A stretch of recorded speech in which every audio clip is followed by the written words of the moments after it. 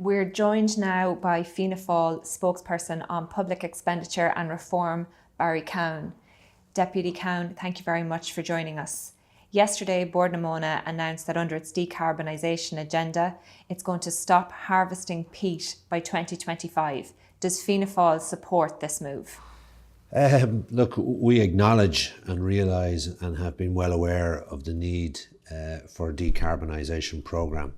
And, it was as a result of the management of Bord na Móna and its workforce agreeing a pathway for that decarbonisation programme, culminated, I think, in a WRC decision back in 2016, whereby there would be a slow easing out of peat production to culminate in its total elimination by 2030.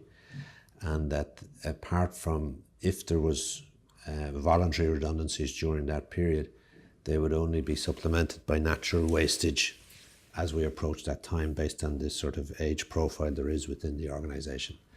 Yesterday's announcement has come as somewhat of a shock. The scale and extent of the numbers that have been talked about and the decarbonisation culminating and completing in 2025 is 5 years earlier than expected. And it's against the background too of ESB not having yet made an application to the planning authorities for co-fuelling of peat and biomass at their plants in Lanesborough and Shannonbridge, which will no longer have the benefit of the public service obligation payment to ESB in 2019.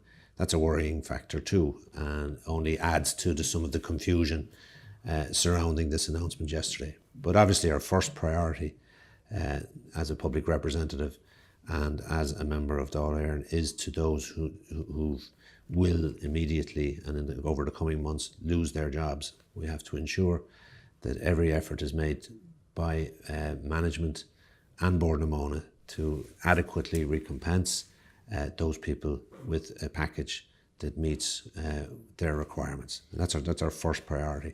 Thereafter, if there's to be compulsory redundancies, that be done with the agreement of the workforce and the group of unions representing them and dealt with in a manner which befits the history associated with the area, and it should not be imposed on anybody, that there should be an agreement as to the pathway and how that's evolves. So do you think that time frame is fair, that they're accelerating it to 2025 to stop harvesting by 2025? Well, I don't think, or do you think that's too soon? Well, I don't think it's fair when you have adequate parallel opportunities for that transition to meet the agreement and the buy-in of the workforce in the locality and the region. And that's what the greatest worry and concern I and others have presently, because we don't see an effort on the part of the state to have a forum in place that has the relevant stakeholders and workforce around that table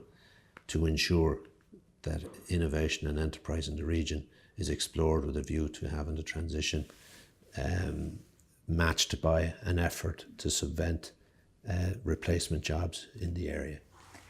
The reason behind the decision, as you mentioned, decarbonisation, that is to do obviously with our plans to reduce, our targets to reduce carbon emissions. The target for 2020 is to reduce it by 20% on 2005 levels. It's widely criticised and widely reported that we won't hit that. In fact, our emissions are going up. But do you think that 2020 target of reducing emissions by 20% was ever actually achievable? Well, it may well have been achievable, but only if the right pathway was put in place and only if the right infrastructure was in place to help and assist various industries do that. But there had to have been an effort to compensate areas that were making that major contribution. I mean, it's very simple as far as I'm concerned in relation to yesterday's announcement. It has come too fast and too quick. And in the first instance, there's a responsibility on the management to look after those that are immediately affected in relation to the package that's offered to them. Secondly, to safeguard the remaining jobs and ensure we don't have a cliff edge with another 400 or 500 jobs being lost. there's an obligation on ESB and on government to ensure that they live up to the expectation that they and the commitment that they had given to apply for permission on the other 2 plants, in addition to an extension on the Eden Dairy plant. That goes without saying. And thirdly then, the state cannot sit in its hands and avoid the repercussions and the ramifications of yesterday's announcement. And how do they do that? They ensure, first of all, there's adequate funding available to help and assist the region. And we're saying in that regard, you have a carbon tax. There should be ring fencing of a portion of that for this purpose. You have the loss of now of the PSO, which is the public service obligation that the state made to ESB to subvent and supplement the industry. That there's a saving to the state with that being eradicated next year. A portion of that should be made available. And there is an EU globalisation fund that can help and assist regions which are hit by the loss of such numbers of jobs. And a precedent in relation to that was in the UK when the coal mining district suffered similar losses, that fund was put in place. And we have at the disposal then of that funding a group of relevant stakeholders whom are more than interested and capable and willing to ensure that that is spent wisely and that benefits those for whom it's intended, whether it be the local authorities, the local workforce, ESB, Bord na Móna, relevant educational institutions in the area, local authorities and public representatives. And it's imperative that is put in place as soon as is practically possible and should have been put in place before this.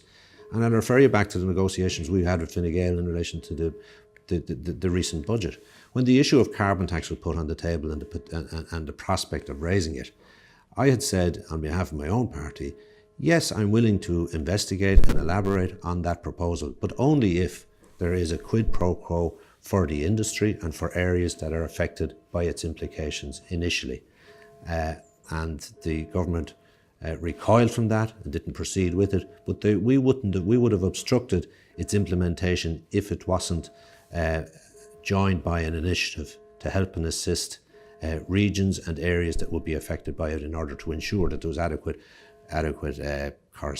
communications, adequate education, adequate help and assistance for those sectors or those regions to be in a position to take ownership of it and to agree with the sentiment that was needed in order for it to be a success into the future and to provide alternative forms of opportunities.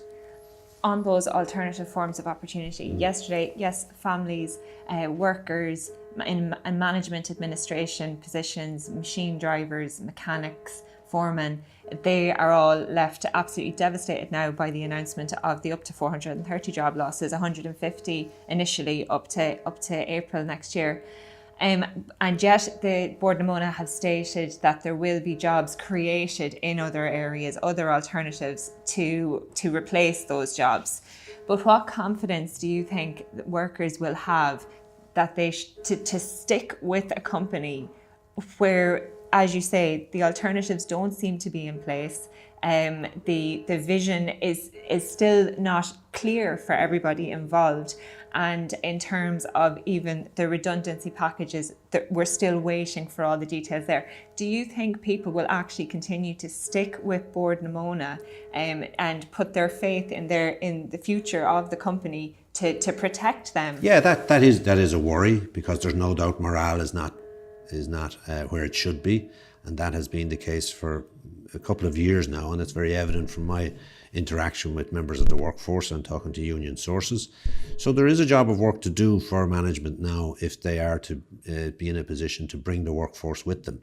And I know there has been efforts in recent years at diversification, some successful and some not so successful. You look at they've moved into the wind sector, the wind energy, they've moved into solar energy. They're into waste management. They've made investments abroad, one of which was one ridiculous white elephant at the cost of 25 million in relation to white moss in the UK. So, that doesn't augur well for the support of the workforce in relation to decisions that are taken at the top in relation to how they expand or how they diversify.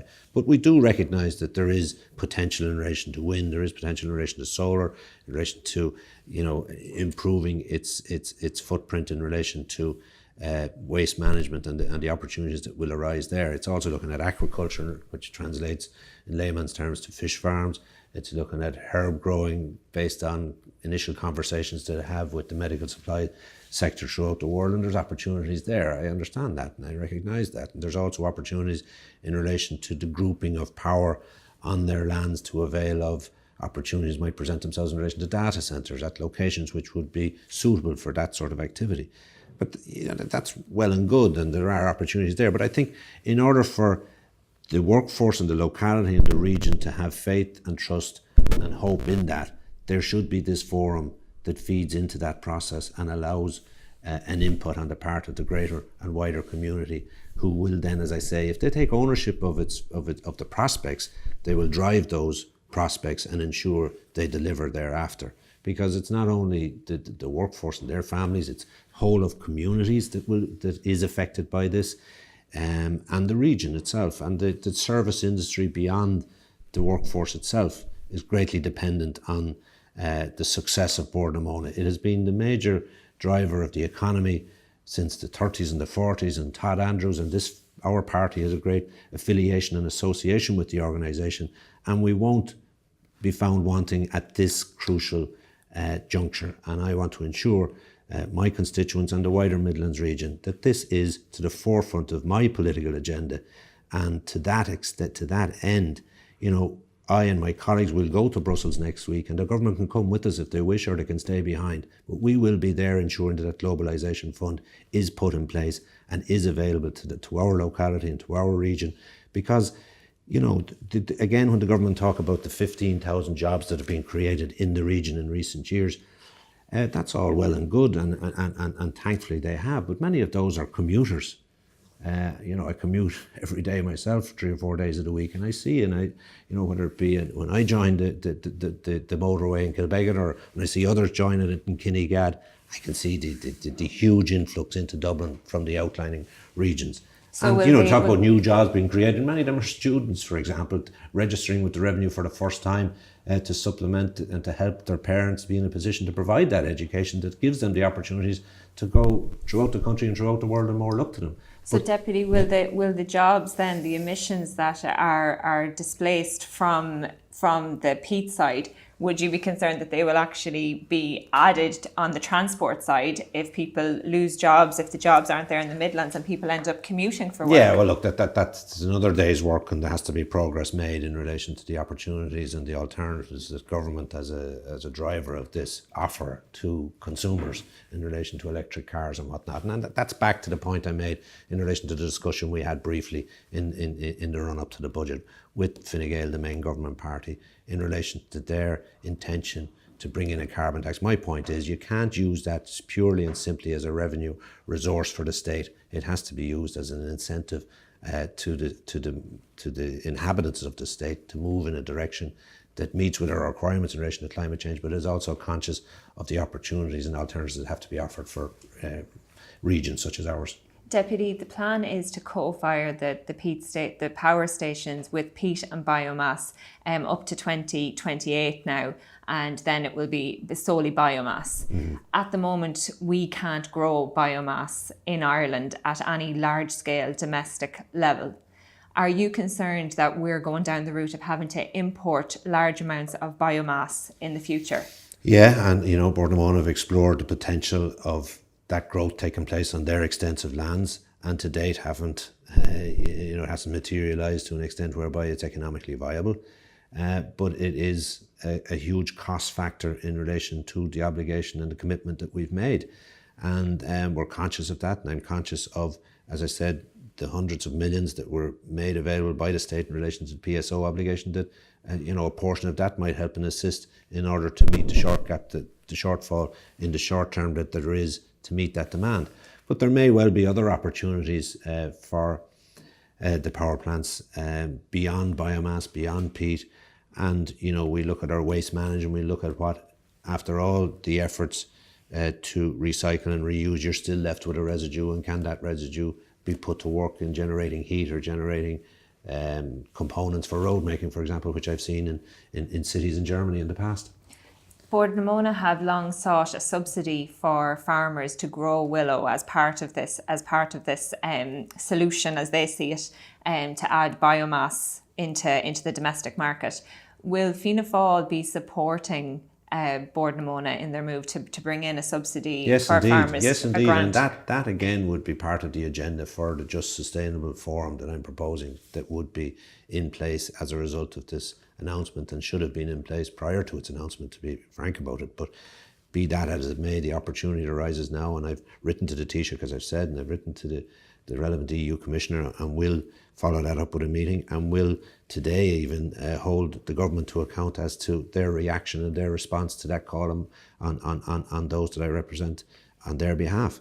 And, you know, the opportunities, initiatives that can help other sectors to feed into this whole process, like the farming sector, of course, is something that we would be supportive of. And we're conscious too of many of the seasonal workforce within Board Namona were part-time small farmers themselves, who supplemented their income with summer work in harvesting beef. That too is gone, and opportunities for them to remain in farming are put in jeopardy by the loss of the income generated from Board Namona in that way and fashion.